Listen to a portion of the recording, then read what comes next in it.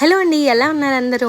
ఈరోజు మేము ఎక్కడికి వెళ్తున్నామంటే మహారాష్ట్రలోని తుల్జాభవాని టెంపుల్కి వెళ్తున్నాము. అప్పట్లో ఇక్కడ రాజు ఛత్రపతి శివాజీ. ఇక్కడ తుల్జాపూర్లో అమ్మవారు స్వయంగా వెలిశారు. అప్పట్లో రాజైన ఛత్రపతి శివాజీ ఈ గుడికి వస్తూ ఉండేవాడంట.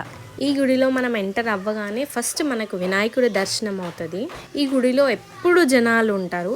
మాలాగే ఎక్కడెక్కడి నుంచో వచ్చి అమ్మవారిని దర్శించుకొని వెళ్తారు. ఇక్కడ వాళ్ళ నమ్మకం ఏంటంటే ఏదైనా అమ్మవారిని వచ్చి కోరి వెళ్తే ఖచ్చితంగా నెరవేరుతుందని నమ్ముతారు. ఈ గుడిలో ఒక అద్భుతమైన రాయి ఉందంట. మాకు తెలియక మేము వెళ్ళలేదు. యుద్ధానికి వెళ్లే ముందు రాజైన ఛత్రపతి శివాజీ కూడా ఇక్కడ అమ్మవారిని దర్శించుకొని వెళ్ళేవాడంట. యుద్ధంలో ఎప్పుడు విజయమే సాధించేవాడు.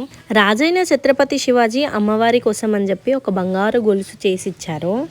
ఆ గొలుసు ఉత్సవాలు ఉన్నప్పుడు అమ్మవారికి వేస్తారంట. సో ఇలాంటి మరెన్నో వీడియోస్ కోసం please like, share and also subscribe to my channel.